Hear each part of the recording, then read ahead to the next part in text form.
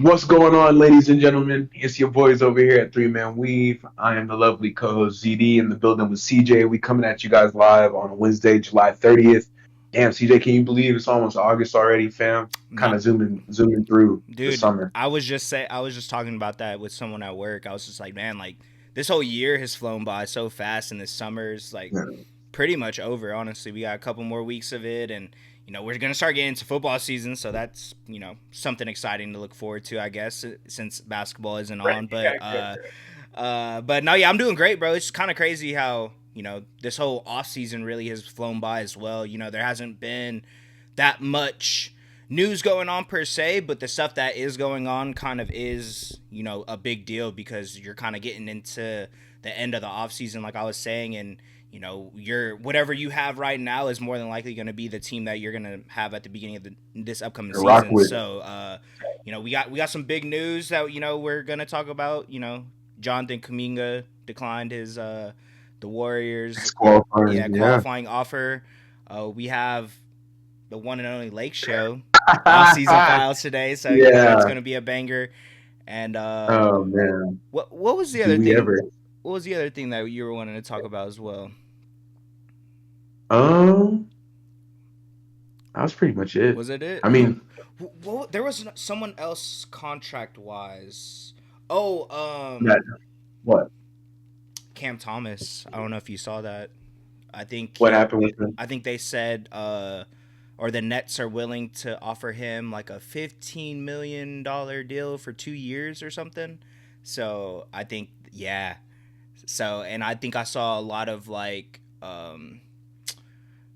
executives and Okay. stuff were saying that they don't. He's wanting like superstar money when he's really like the third best player on a roster or something like that. So that kind of broke. I could look more into it as well the more we talk, but yeah, I remember seeing that. Wow. Okay. Mm-hmm. Yeah, it's on the score and stuff. Yeah, I see. It's like they're dangerously close to making a Cam Thomas mistake. Yeah. Yeah, that's interesting. I didn't know that. Mm-hmm. That was news to me that you guys got to saw my live reaction to that. But Crazy, right? yeah, yeah, that's Eastern Conference though. Yeah, that is Eastern Fact, Conference. Yeah, yeah. like yeah, that's the East. Shout out the East.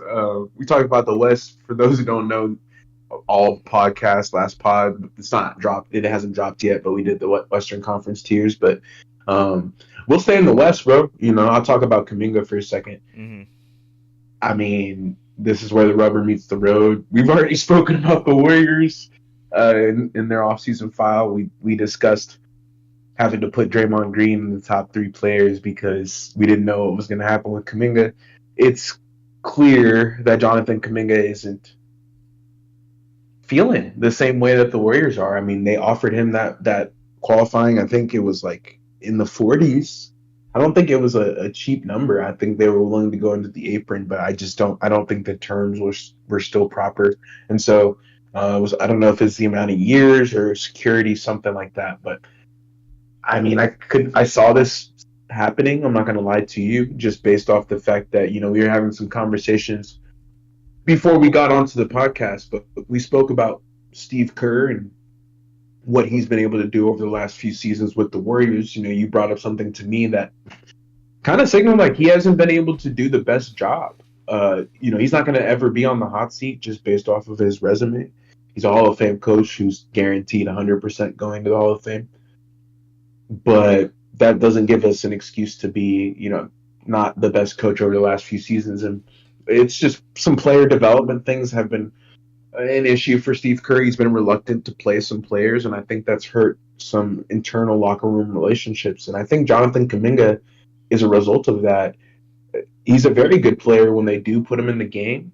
The Warriors haven't been able to find a young core piece in a really long time because of having Stephen Curry, and I think Jonathan Kuminga has been their most promising young player, really, outside of Jordan Poole, who they traded away. Right. And I think that speaks to how much he's grown and how much he's developed. But like, why the Warriors aren't willing to move in the direction of Jonathan Kuminga has always been a question mark for me. And I don't think it's the question of the money. Um, I think it's more so the internal locker room stuff that I'm talking about. It's like he doesn't get the playing time. We spoke about that, not going in certain moments when he definitely should be out there. Because again, he can create his own shot. He's athletic.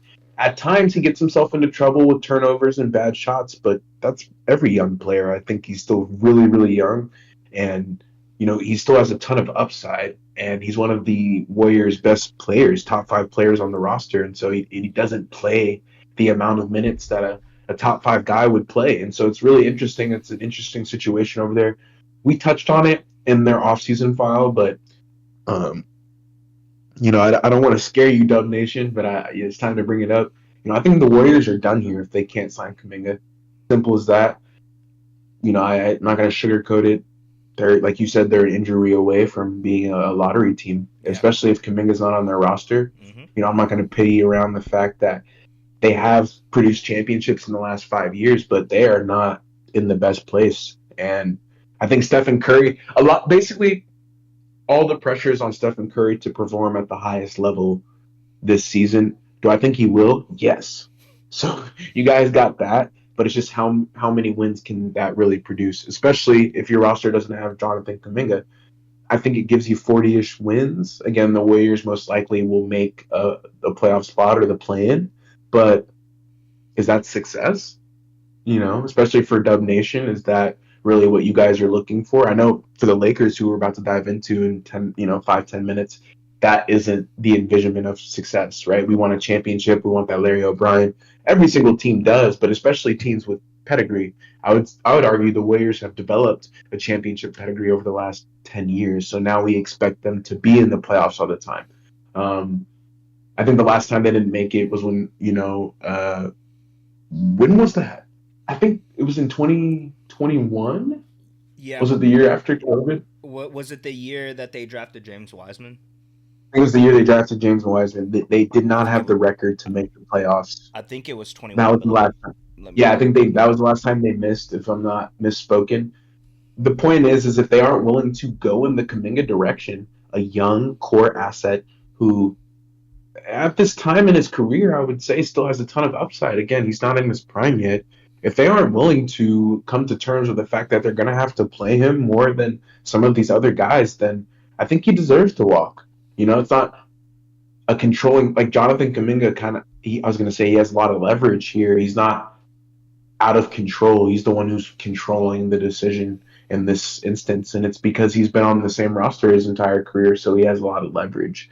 He's waited a long time to be able to do this negotiation, and he's played up to his value at times, playing more than his value, and I think he deserves to be able to negotiate his contract. Yeah.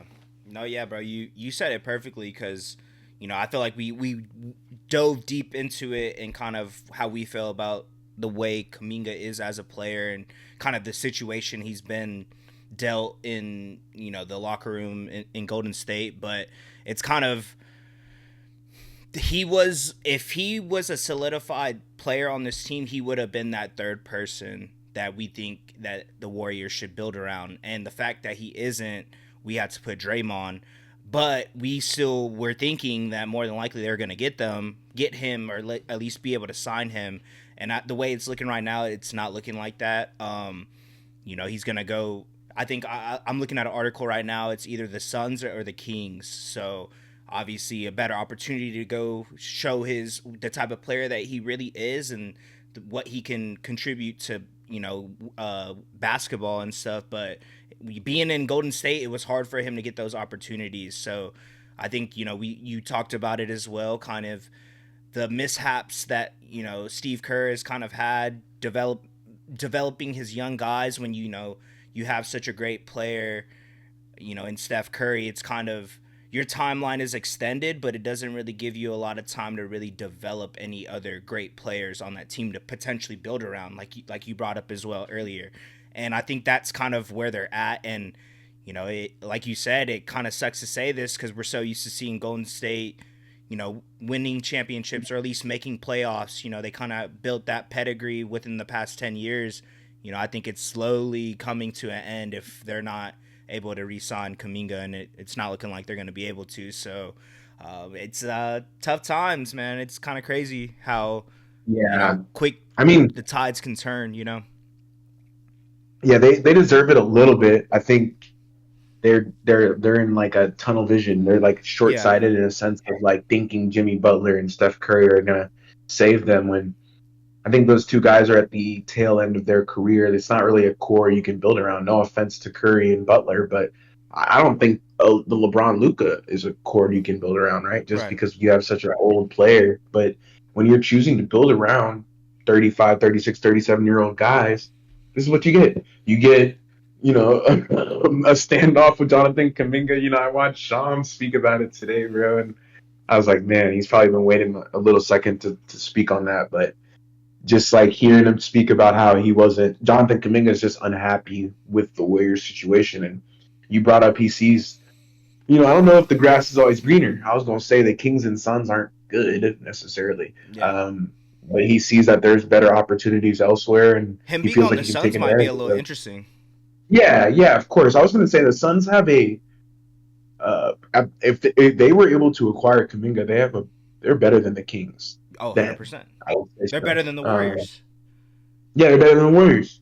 Yeah, for sure. Especially, Devin Booker, Jalen Green. We spoke pretty highly of what they could do. It's definitely an interesting place to land. I'm not It saying it's is. like It's not championship picture perfect. roster, but Yeah. man, there's definitely opportunities elsewhere, and Hmm. I don't blame him for wanting to do that. Like I said, I don't think like when I say they deserve it, I can see where, and we'll get into a situation that could be similar, but I could see where his thought process is like, why would I want to play for this team who barely pays me anything, doesn't put me on the court, Right. and whenever I am doing well, it doesn't give me more opportunities. Yeah. And yeah, I have a ring, but that's the other thing we spoke about. Jonathan Kuminga's won an NBA championship. It's not like he's sorry or anything and Right. doesn't know what he's doing and hasn't been around winning or whatever. Like that's not the case. I think he's now looking to step into the next chapter in his career. And I don't know if the Warriors is the place to do that. And unfortunately, like I said, I think this is kind of the last card in the house of cards. We saw the Jordan Poole situation with Draymond. We've seen James Wiseman. We've seen Wiggins go out the door. We've seen musical chairs there, and I don't know if there's a ton of stability in Golden State. And it's sad because I know Dub Nation is used to their team winning so much. They're used to their team competing at a high level, and it gets really tough whenever your team's in a situation like this. All you can do is hope for the best. Jonathan Kuminga still has uh, a few more weeks. It might be like 2 or 3 weeks to the date, actually.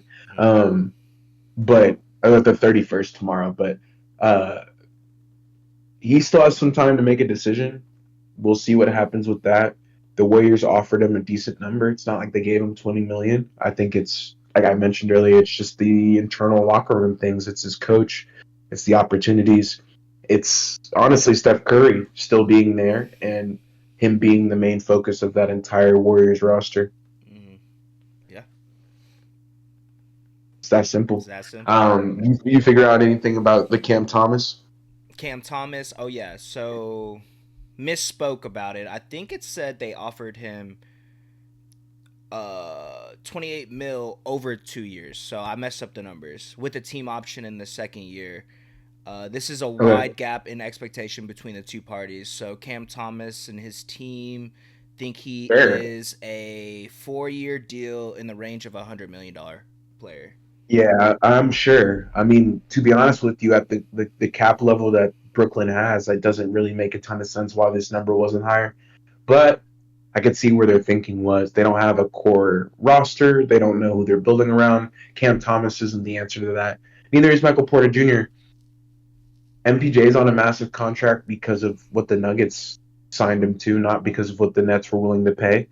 I think Cam has to understand the leverage here and see where the Nets are looking towards 5, 10 years in the future. They have to negotiate for every dollar because they may end up having a really expensive team in the future if they can find somebody who's good. Mm-hmm. And eventually, but the beautiful thing about the NBA, with parity is, not every single team has gotten a chance to lift Larry O'Brien. That's very rare, but every team gets a chance to be good. The Nets were recently good. I would Right. say they had a pretty Not the that best, long the ago. scariest roster. Yeah, like a really, really scary roster. Um, and they had an opportunity to win an NBA championship, and that's really all you can ask for. So they just have to get back to that level. Cam Thomas is actually one of the last cards, again, similar to Kuminga, the last card standing from that old roster. Hmm. The only one who's been able to outstand the test of time in those 4 or 5 years, and Joe Tsai not selling him off and being comfortable with the type of player that he is. I think he saw his development with Kevin Durant. I mean, I think he's worth 60 or 70, but I don't think you can push 100. Yeah, I agree. The Nets have the cap space to offer him that, though. So They I do. think it's interesting how he's been on their roster for a long time. He's like I said, bro. You remember the Cam Thomas nightmares? He was putting up 40 back to back to back all the time, man. He was just a killer.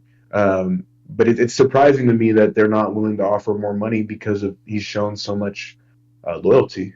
To Yeah. be honest with you, remember asking out even with all the coaches who have been in and out of the door, Vaughn, Nash, like there's just been a lot of things that have gone on in the Brooklyn Nets internal organization. I think Cam Thomas again is one of the last cards standing from that. So you got to give some credit where credit is due, and he's still putting up 20 a game Hmm. on decent efficiency.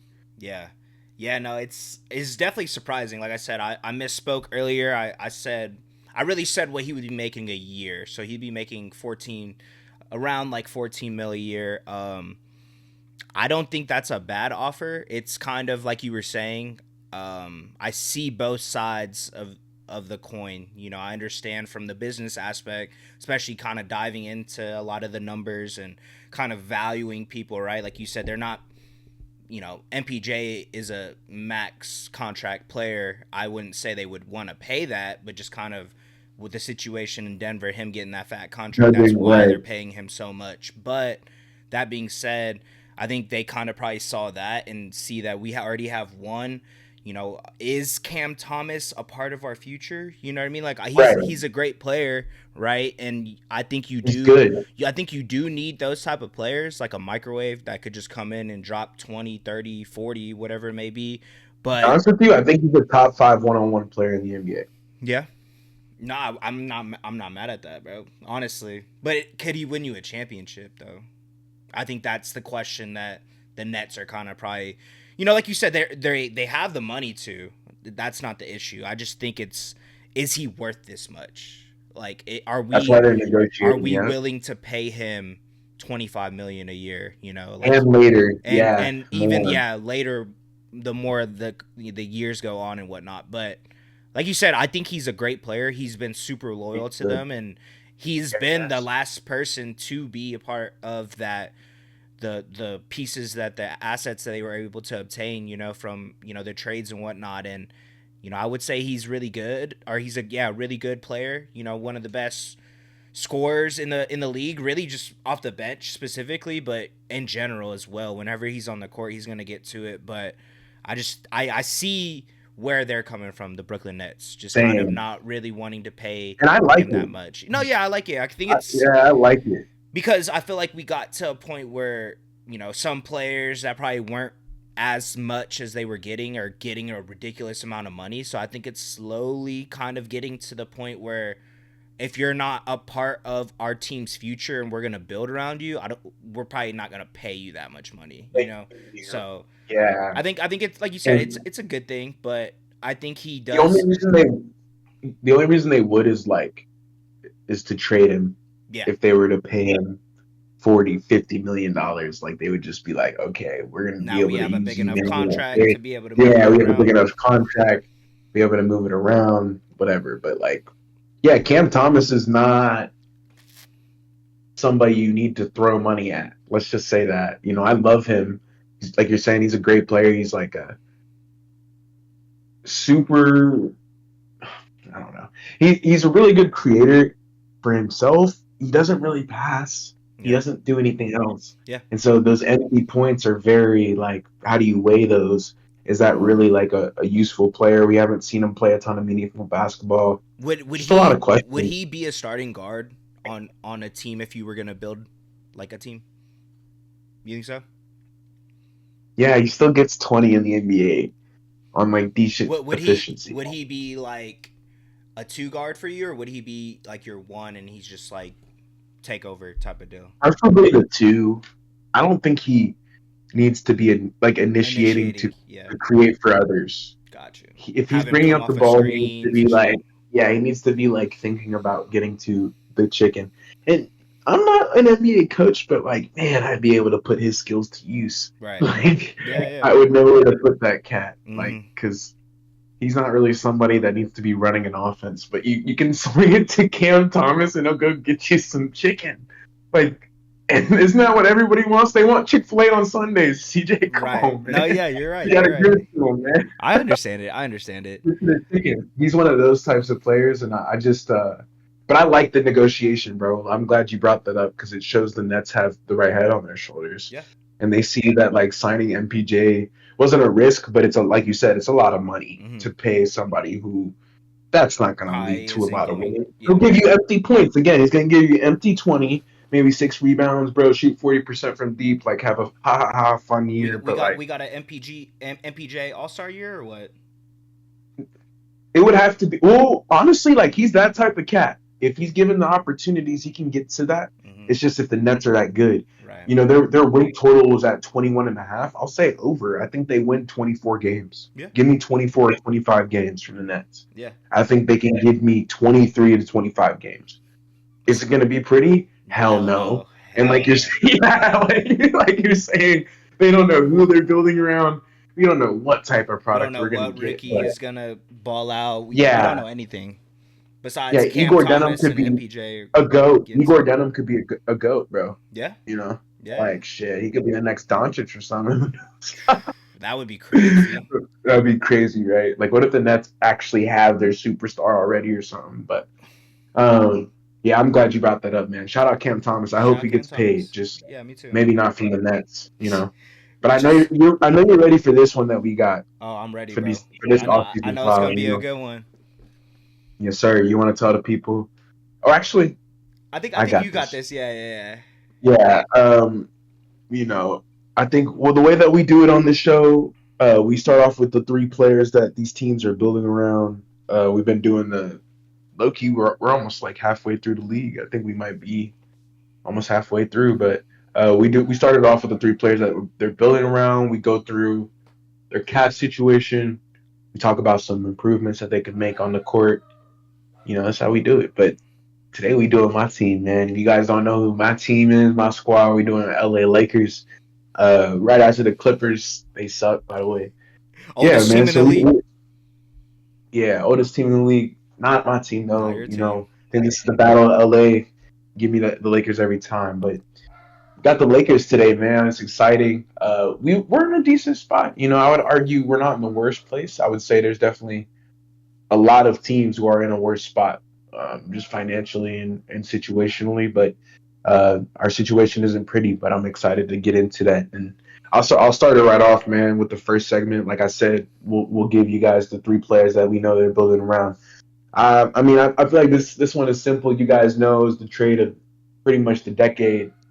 You know, obviously trading away Anthony Davis for this guy, but it's none other than Luka Doncic.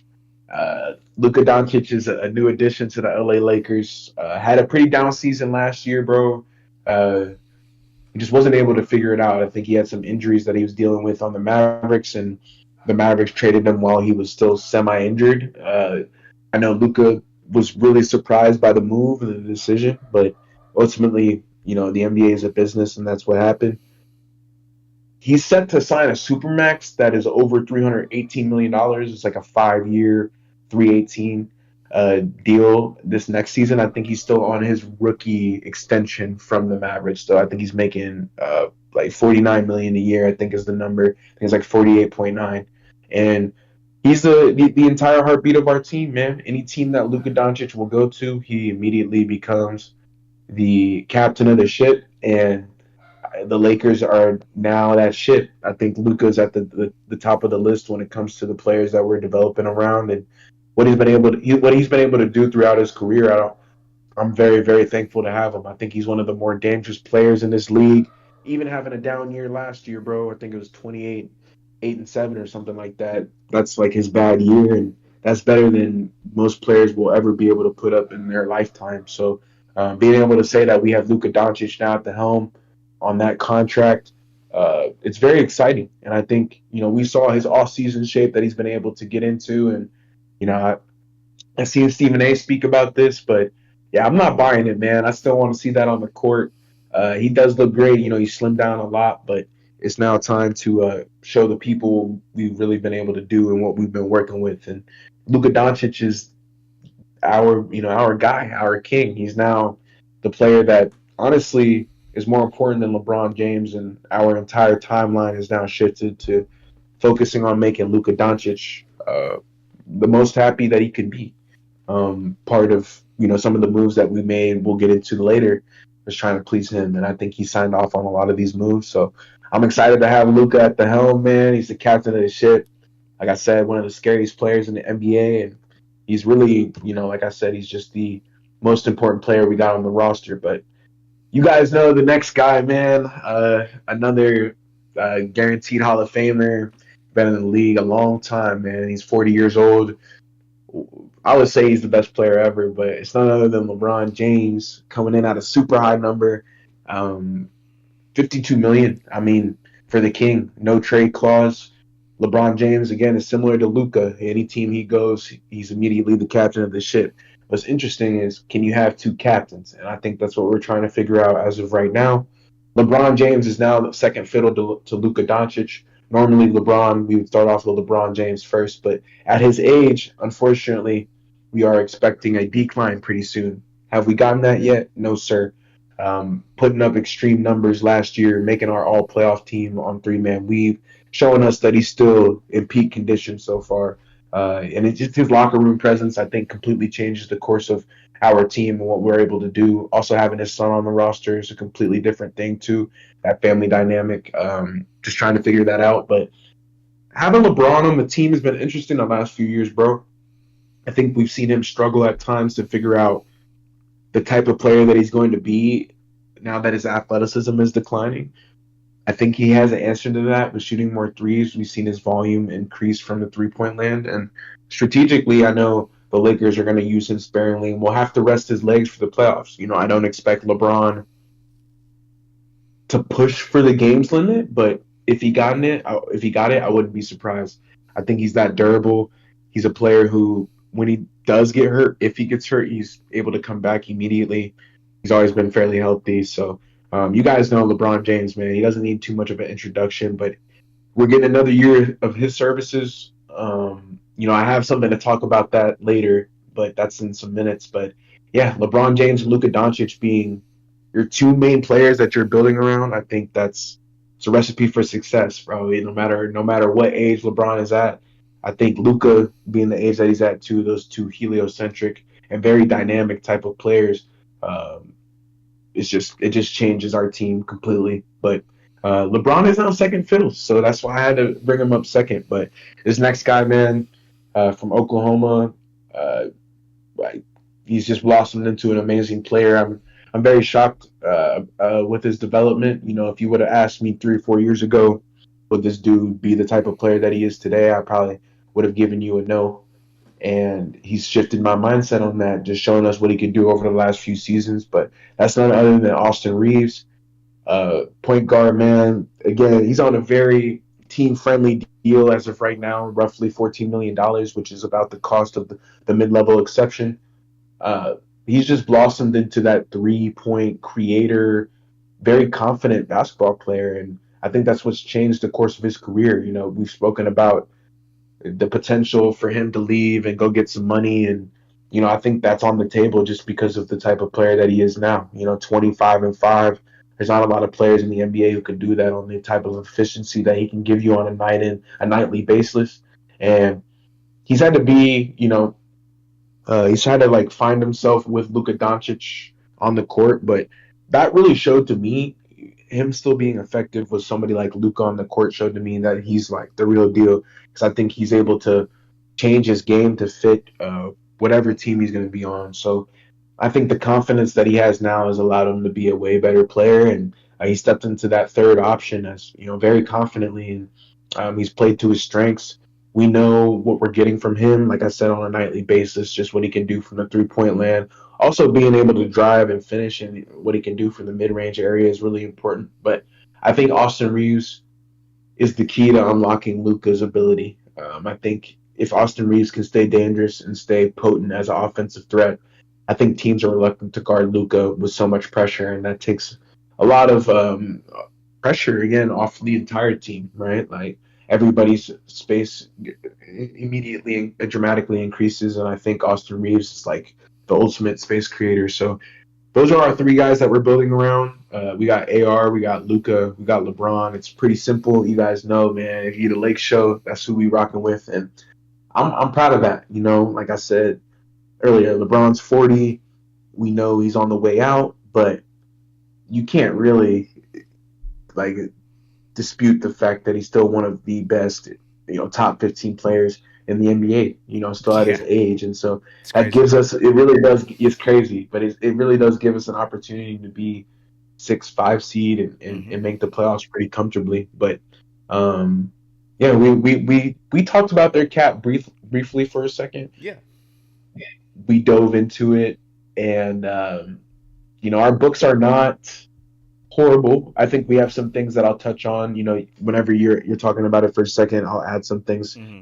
We can't make a ton of trades, and we're kind of deadlocked when it comes to the money that we can take back, and we owe some first round picks too. So our finances look okay on the balance sheet, but in reality, it's kind of tough. It's not the greatest, like you said. Not the greatest, Right. right? So yeah, kind of piggybacking off of that, our next segment that we do in the offseason files is that we go through the team's cap situation. So for everyone that doesn't know, if you spend a certain amount of money and you get into luxury tax and you get taxed a certain amount, and then if you get in the second apron, you get taxed a little bit more than that. So just essentially how much money that your team is spending, and obviously, something that a lot of people don't look into a lot, but it kind of goes into building a team and kind of seeing who's going to be here for a while or whose contract is looking crazy. So we're going to do the Lakers today and kind of talk about some of the things, their situation, and some of the things that they can improve on and for their cap situation. So the total active salary right now is $194 million. The luxury tax line is $190 million. The Lakers are $6 million above that. The first apron threshold, 197 million. The Lakers are actually under that. I think they're under it by a little over, like 1.1 million. So good. So far, so Just good. under, Second just under. apron as well. It's a 209 million. Well, They're yeah, still $13 million below that. So, like I said, getting into the luxury tax, if they extend someone, they'll probably get into that. But as of this very moment, they're not in it. So far, so good. What this means for them, they're still eligible to aggregate salaries and trades. They cannot use a sign and trade on free agents. They're yeah. able to use biannual exceptions used on Market Smart in the NBA. The biannual exception is a salary cap exception that allows teams to sign free agents to contracts, but it can only be used once every 2 league years. It's a tool for over the cap teams to acquire players, but it's not as valuable or flexible as the mid level exception. Some good information. Yeah, good. Yeah, facts. They have some room for minimum contracts. That's always good. I feel like the Lakers do a great job of being able to get some like the You play on the yeah, edge. Yes, sir. I was just about to they say, always do that. They always end up finding someone like you're a always AR. adding Yeah, they're always on the a move. few million here, a few million there. Exactly. And their last thing, they avoided hard cap triggers, preserving some flexibility. Kind of like what we were saying. They're able to make Yeah. a little bit of trades. Can't be a mid level, but it could be a biannual exception. Which I mean, they already used it, so they can't use it for another And yeah, they 2 years. used it. Yeah, and I would say they used it on a player who's going to Who's be. great? We'll talk about him in a Yeah, second. Who's good? yeah, yeah. Yeah, he was good. He hasn't gotten a ton of opportunity on the teams that he was on, but when given the opportunity, he's performed at a high level. And Marcus Smart, there's nothing to complain about there. I think kind of touch on their finances a little bit. They've made some mistakes in the trade market, and I wanted to bring that up. I think we had a deal with the Wizards a little while ago that unfortunately sent a 2027 first to Utah. That it won't be the highest pick. Like, we'll be okay Right. because we'll have Luka. We're not going to be horrible or anything. It's top four protected as well. So if we were like completely Terrible. doggy, Yeah. yeah, we'd be okay. But Still. still, like that 15 to 20.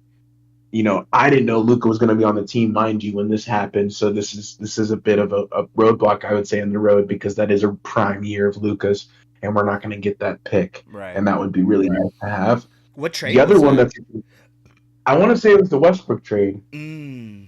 Okay. Interesting. I didn't know that. Yeah.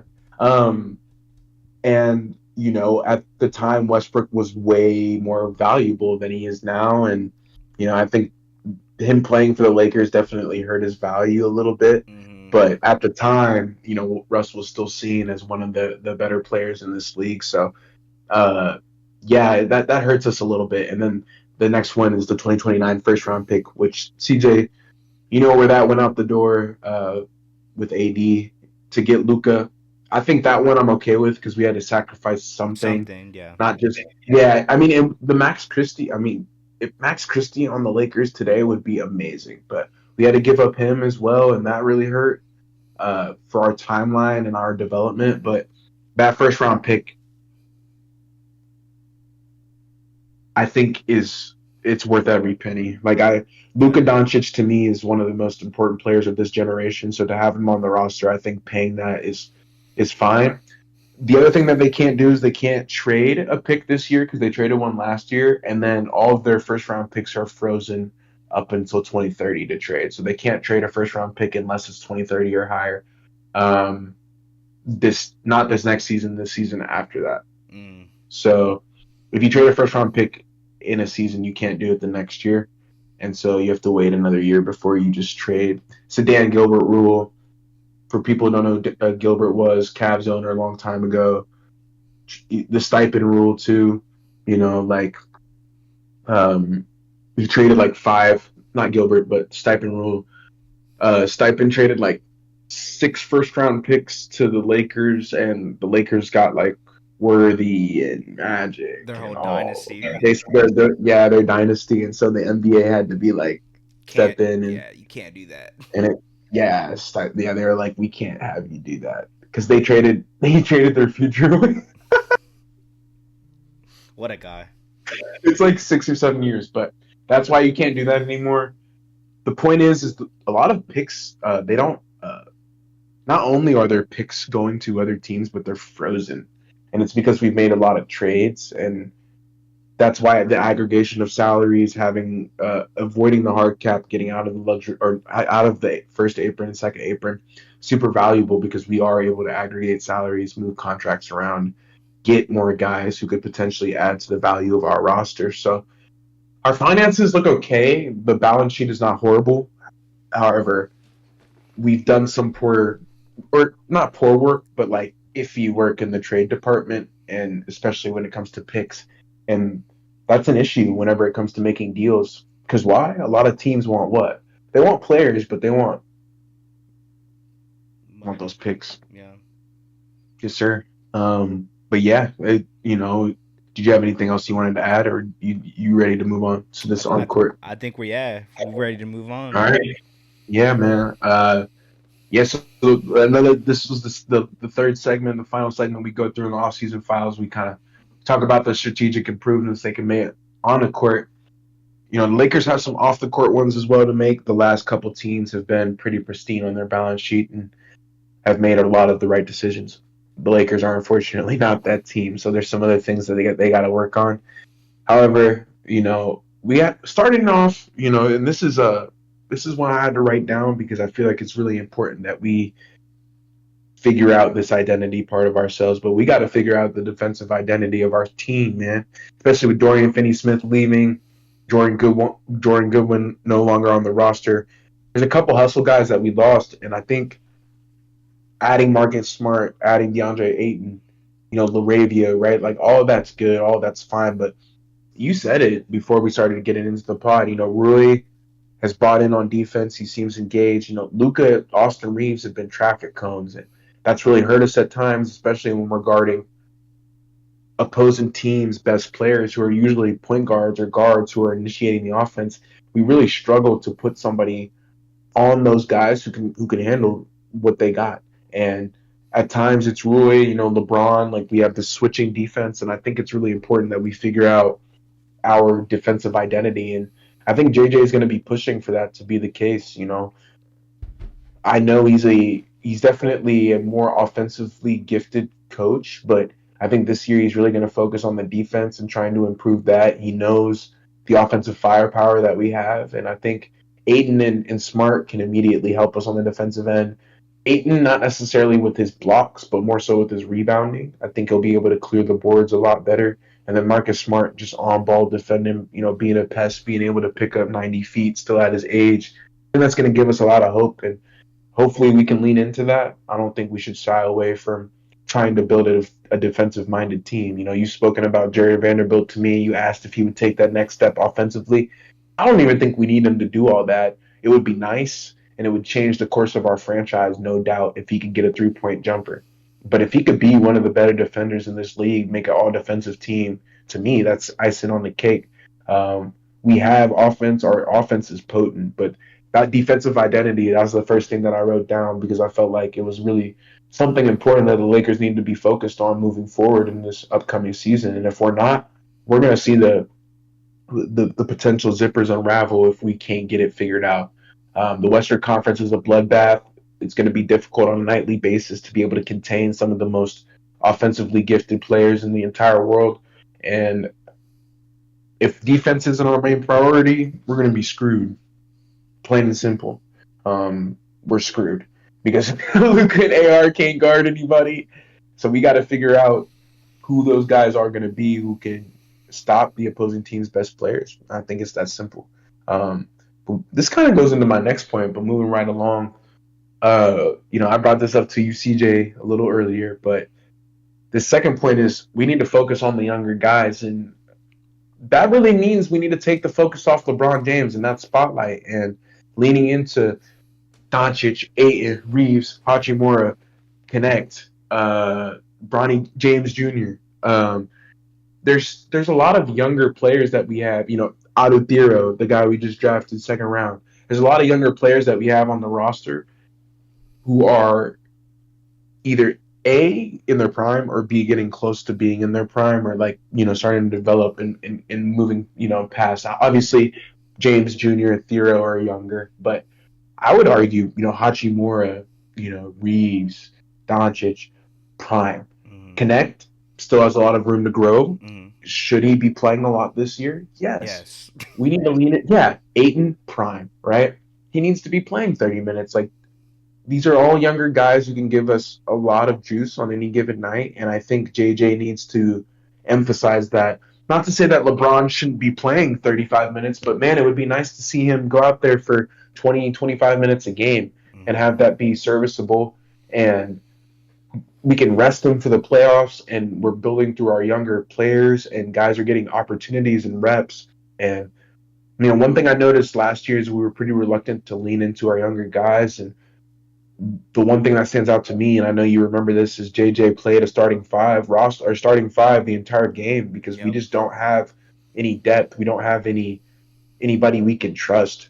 And part of that's not being able to trust some of the younger guys. And I think that starts at the with the staff. I think they need to be more on top of the development of the younger players because I know it's really hard when you have Luka, you have LeBron, guys who have been in this league 6-7 years, and yes, Luka is young, but I mean the catering part, being able to be like, okay, well we have to be like make sure he's good, we have to make sure LeBron's good, but it's like no, like we got to get all and Connect, who's young, who's a special player. We tried to trade him away. The writing's on the wall with that. We got James Jr., who's LeBron's son, who I don't even know what type of player he is because he doesn't play too much. We got Rui Hachimura and DeAndre Ayton who have been on teams who haven't been performing up to their level, who are now on the Lakers, and they're in their prime on the Lakers. Mm-hmm. So their development of their entire career has led to this moment.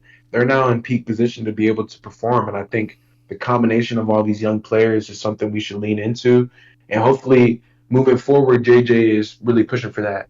Especially as LeBron makes his way out and things change, and we've gotten younger and younger as a franchise, and so I love Marcus Smart. Even Jake Laravia is pretty young, but like Marcus Smart, uh, LeBron, like there's a couple guys on that roster who are fairly older, and I think we should look to play the younger dudes.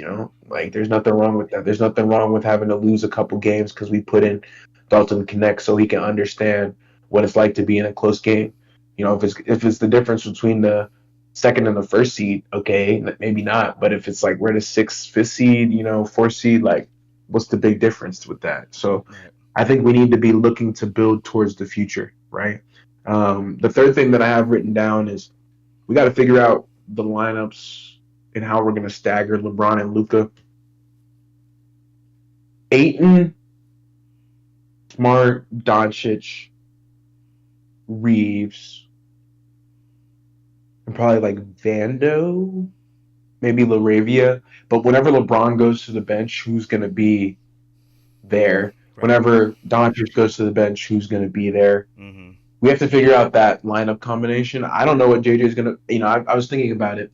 I was like, I don't know who he's going to put out there whenever they both go to the bench. Maybe it's like a LeBron, AR, all these other guys. Maybe it's like AR, Luca, all these other guys. So we'll Mm-hmm. have to really figure out and see how those players mesh. DeAndre Ayton, adding Marcus Smart, adding Laravia is good, but I still haven't seen that type of product on the court yet. Right.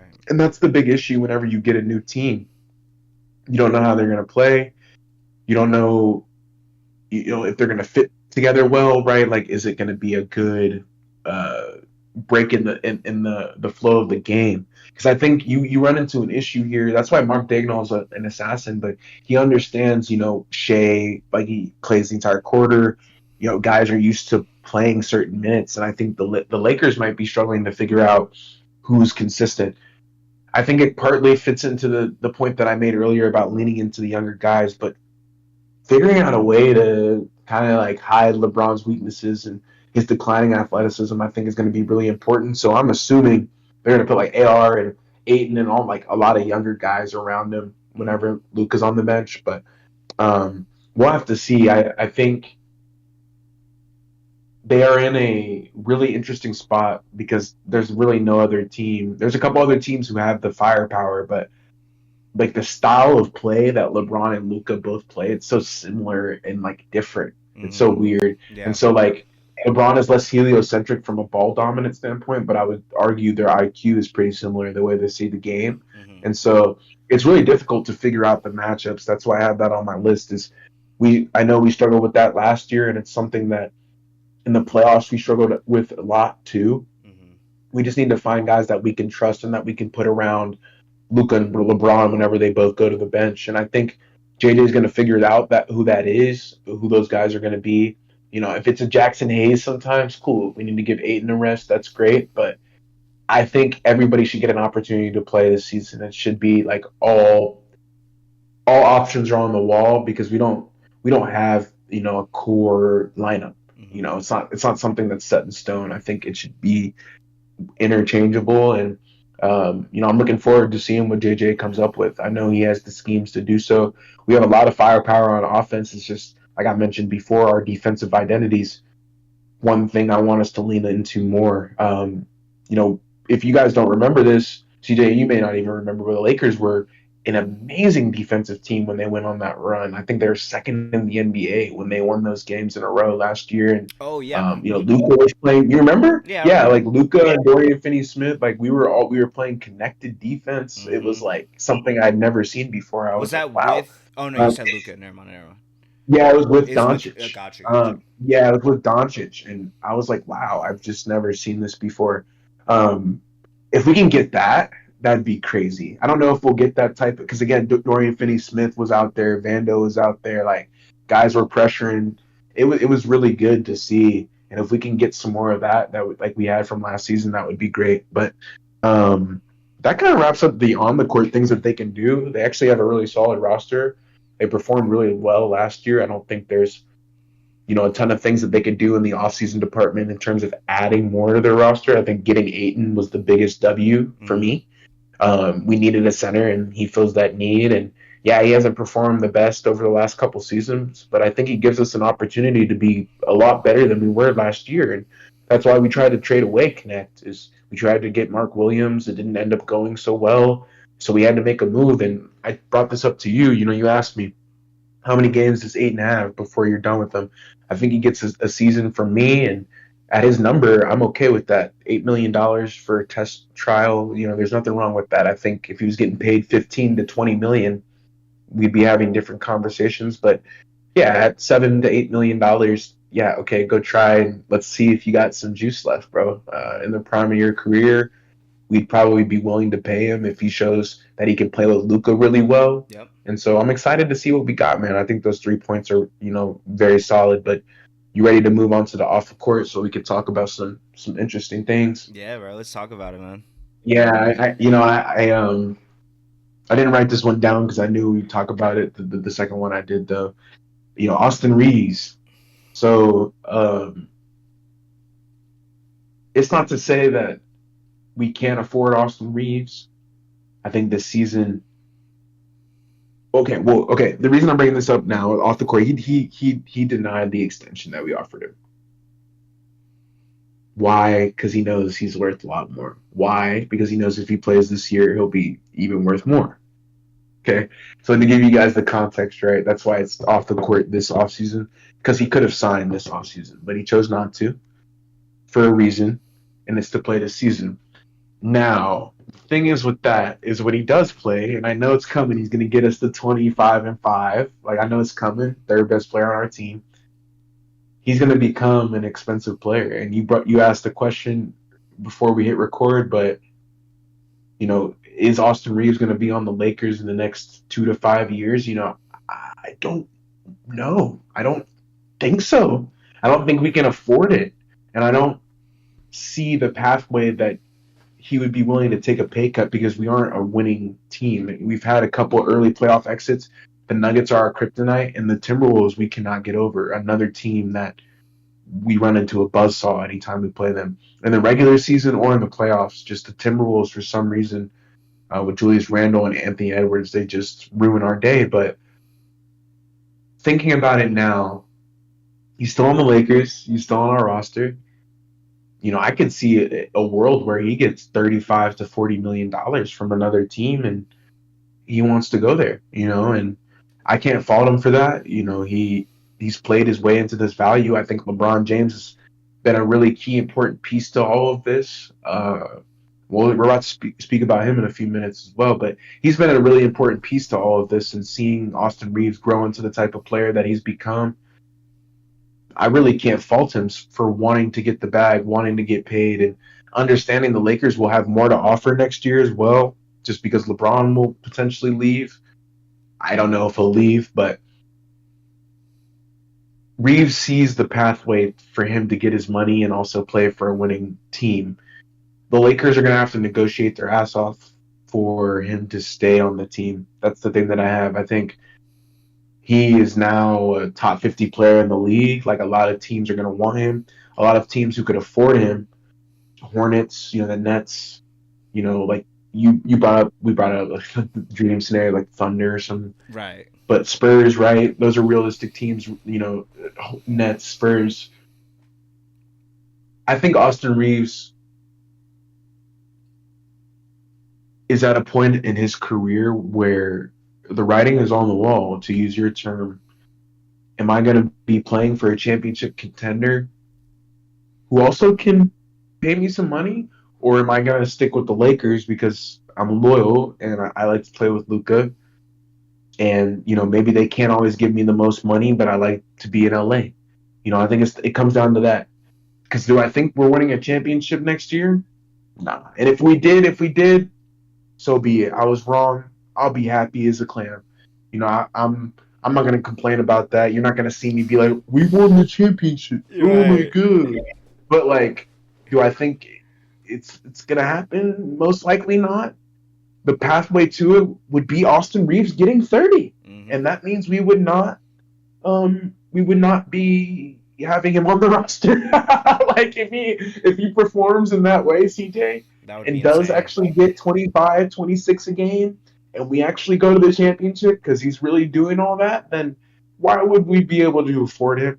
You We wouldn't. can't afford him. Yeah, nah. Yeah, we wouldn't be able to, and not with Luca on the roster, and not with the additions of potentially re-signing Aiton to a bigger con and all this stuff. Like Hachimura as well. We haven't spoken about him too much, but he's the other thing in this. We spoke about when LeBron James does leave and that departure, that max slot opens up. They can choose to fill it up with another max player or get players. And we were talking about how it's most likely going to be split between Hachimura and Reeves if they have to make the option. And Reeves has a different decision to make because he's more of a creator. We spoke about the differences in play style. Like Austin Reeves is definitely more valuable in today's NBA just because of what he can do offensively. But man, it's a really important off the court situation that they've got to figure out, bro. And it's one that I think they're going to be reluctant to talk about, which is going to hurt them. I think it's going to hurt them. It's something that's going to pop up on us out of nowhere. And I know Palinka's going to have to just get a deal done. And hey, man, he's got the Michael Jackson jacket on, all leather, all black. Like he can get it done. He can get it Palinka's done. my guy. Yep. Palinka's my guy. Like you, don't worry about that. He gonna get the deal done, but it's a little sketchy that we're not talking about it more. So I wanted to bring that up for sure and just touch on that. But you have anything you wanted to say about AR? You think I got it No, you got it, bro. You said it for perfect. sure. All right, and then the next one is LeBron, bro. The To be elephant in honest the with you room. guys, I'm about to say this crazy shit, but if he is either unreluctant to give the reins completely to Luca, or B, still playing extremely well at this age, I think we should look to either we got to trade him, bro. We got to trade him, and he has the no trade clause. I know he can decide where he wants to go. Cool, let him decide where he wants to go. But we could get value for LeBron James at 41 or 42, and Yeah. that could change the course of our franchise moving forward in the future. And I love LeBron James, but I think this birthday song has almost came to an end, bro. I'm not gonna lie to you. We starting to get to the point in time where you got to make decisions on where we're going. And I think that Luka trade, I dropped to my knees when it happened because I knew that changed our timeline a lot by 6 to 7 years. And part of that is looking to potentially move off Braun. And I think, some of that might hurt the finances, right? How much money we're making as a team, the jersey sales, his son, all of that. But we've got to look past some of those things, man. And if it means trading his son, trade his son. Bronny hasn't done anything for the Lakers yet that would signal to me that this is a person that we need to have on the roster for the foreseeable future. Again, I would love to have Bronny James, but if LeBron has a no trade clause and it's impossible to get it done and he really has all the leverage, I'll be honest with you, CJ, he's not that scary to me. I think he was more scary when he was younger, Yeah. when he would choose and make the decision Mm-hmm. and do all that. But when you're 40 or 41, Palinka's going to look at you and be like, not, but Yeah, he's like gonna. I don't know, man. Yeah. Yeah, like I brought up the Mavericks. Like, there's some teams where he could choose to go to that would make a lot of sense for him to go to, and it would be they would be willing to pay second apron plus some. Like those teams wouldn't mind to have LeBron James be on their team, but ultimately we need to start looking at that option because he is really valuable. And if he's going to stick around, cool. Like if he wants to play till he's 45, great. But does he need to be playing till he's 45 on the Lakers? That's the thing. Yeah. And if he's still really valuable, right? Yeah, that's That the is the thing. thing Like, for sure. I love LeBron, No, but 100%. does he need to be taking up max money on the Lakers who have a future with Luka Doncic? No. Right. No. So I put it on the outline. Yeah, we should look to trade him. And I have no complaints about that because again, he has the no trade clause. I've said that 3 times. He can decide. It's not like LeBron. We're gonna up and trade LeBron James. You guys are gonna know. Right. Like you guys will know. It'll say like confirmed. LeBron is allowing Right. the trade to. It's not gonna be like the Lakers are trading. It'll be like LeBron James allowed a trade from the Lakers to, because it's really him. But I think if we could convince him, like, hey, like. You know what it is. It's Luka's time. You've said it. You've done your service. Got the championship. My goodness, thank Right. you. Like, we can send you on your way with your son if you want, or you can stay here and be in LA, like whatever you want. Right. Yeah. But we could make that happen. And we can make that happen for a lot of value. Hmm. First round pick and a player, most likely still at in the 40s for LeBron James, just because based off the finances, what he's going to do for your balance sheet and the sales and everything like that. But I could not put that as an off the court move to potentially make because, yeah, the Lakers aren't a perfect roster, and I think they need to. He's not in his prime. Like they need to look to move off that guy, and Hmm. he's really good. Yeah. But there's so many teams that would be willing to listen to offers, and I think the only question is, does LeBron James want to leave? Because that's the thing. When you have a no trade clause, it really is up to the player, and I think there's some beauty in that. Because if it means he wants to leave, he's leaving on He's his own leaving. accord. Yeah. And yeah, and I like that. And so we've talked about it briefly. I'm glad we got to talk about it a little bit more now. But like, let's be real, CJ. Yeah, I don't think there's any reason Palinka shouldn't be looking to move that guy to get like value for Luca Yeah. and have no shame. Because to be honest with you, like I don't think LeBron is not that he's not bought in, he's super locked in, especially for being 40. I just think he sees the end. And Hmm. like to him it's not like it's not like a big Right. deal. Yeah. As the Lakers still have I'm still gonna be a Lakers fan like the rest of my life. Like I'm still in my prime, like not even touching there. So I got a lot of years, a lot of stress that's built up, that's going to build up, and this is like a perfect way to end it, bro. I think LeBron James could potentially be traded, and we shouldn't write that out. For people who are, I think think about it. Like this guy has always left. Not to say that he's like a bad dude, but he just tends to he tends to see when the light is at the end of the tunnel. Hmm. Man, yeah, Man. Yeah. No, definitely he does. And yeah, I feel like that's the thing with y'all. It's the fact that he does have a no trade clause. It is like beauty right. in that. So if he's wanting to There stay, is. then he's going to stay. You know what I He's mean? gonna say, And yeah, like, I think that's the thing when kind of like going back to what we were talking about the Warriors. When you have a player like LeBron, there's kind of always a window, a little window, a little bit still left, no matter where you're at in y'all's timeline. So obviously, y'all getting Luca and y'all starting to rebuild, it kind of puts you on a situation where, like you said, if we're not having our young guys develop and kind of giving them that run, because you're giving LeBron 35 minutes a game, whatever it may 35 be. minutes a night. Yeah, Yeah, it's kind of hard to combat that, because you're like you said, regardless of what happens with LeBron, you're still going to be a Lakers fan through thick and thin, 100%. regardless.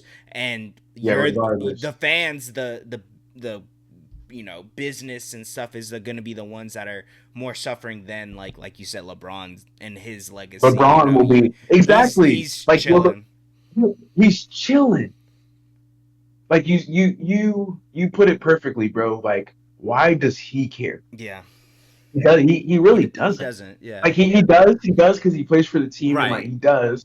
I know he does, but like he Not like because yeah. he's just older. It's been 2 decades, and He brought a how chip long has he already. I really? think that's Bro, kind of what what? solidified Yeah, it. and I was thinking about it. It would make perfect sense for him to be like, yeah, I don't want to play for Lakers anymore. Yeah, Like it's fine.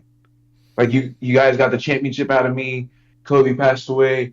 You traded for Luca. I played with I broke Luca the 2 years. I broke the Yeah, scoring I've record done with the record scoring work. I've done so much so stuff. much. Yeah, Like so, I think that's like a really good way to end it. Just trying to figure out what we can do with AR and LeBron is probably the biggest things for me moving forward in the Lakers timeline. Like I would argue the Luka Doncic thing is kind of behind us unless he doesn't resign. I didn't bring that up. But if he blindsides us and doesn't resign, then we're fucked. We're fucked. Like that's the word I'm gonna use. We're fucked. yeah. That's a good way of He, putting that. he could do that. I think it's very unlikely, but Right, he I could. agree. We'll see. We'll see, man. Hey, that's the offseason file for the Yes, Lakers, yeah. baby. I gotta close that book, man. That's dang, that was a good one. I'm Hmm. mad because yeah, I think we had a really good. I would argue for again, we spoke about their cap, but for how financially flexible they could be, they had a B offseason. Yeah, They added they some got. pretty good guys. Yeah, I would say they got better. They got better. Yeah, Yeah, they got better. just a little. Just a It would little. be nice to have DFS, but um, same with Jordan Goodwin, bro. Again, we didn't talk about the cap holes, but we have some like we have Koloko on the two way. We still got Bronny who's getting paid and barely playing. Mm-hmm. We got some interesting things on our balance sheet, but all of it's fairly healthy. I think it would make a lot of sense for me if we moved away from Braun, honestly. Yeah. No, 100%. Like not even capping. Like if I saw that headline one day, if he was just like, yeah, like I don't, Like you wouldn't be I'd be like, shocked.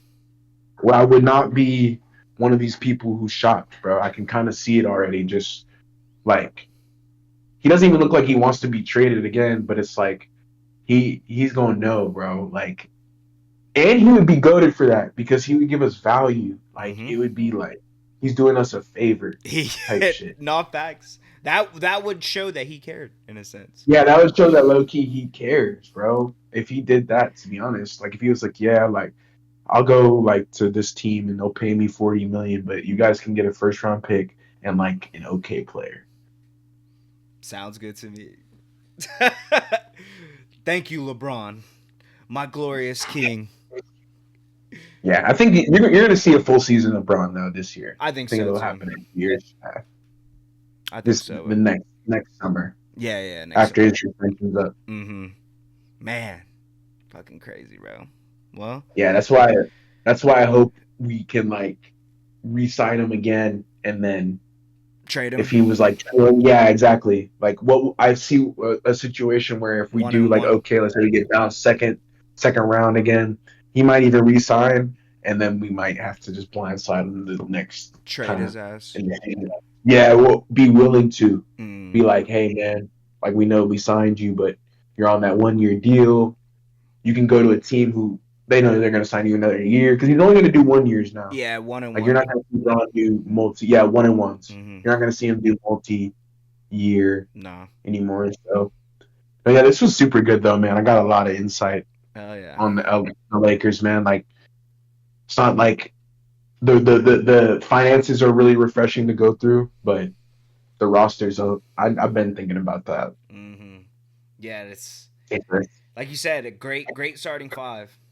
Bench is yeah, I really was gonna say that. I'll feel like you whenever we get to T, man, of the Thunder, just like, oh yeah, this is what CJ thinks for sure. yeah, I won't have much 'Cause to say I'll about talk it. about it. Yeah. Yeah, it's not Well, I much to would, add, but huh? Yeah, nah, I'm gonna add some things about Shea, but their timeline's just different, bro. I just think the Lakers are we're in a spot, not a yeah, horrible spot, not the greatest, right. Yeah, it's definitely in the mix, yeah, a great way of putting it. comfortably in the mix. Like I said, top five, top six seed, like Western Conference Mm. battle. It's gonna be tough, but we'll get there. We'll be all right. Did you want to add anything else, my brother?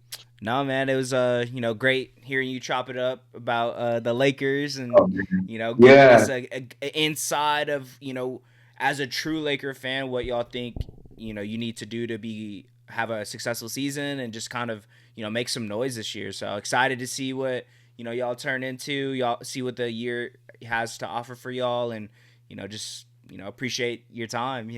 Being able to chop it of up course. about hoops is always the best. So yeah, Remember where the that's All that. Star game is this year? Yep. Where is it? Fuck, we talked about it earlier.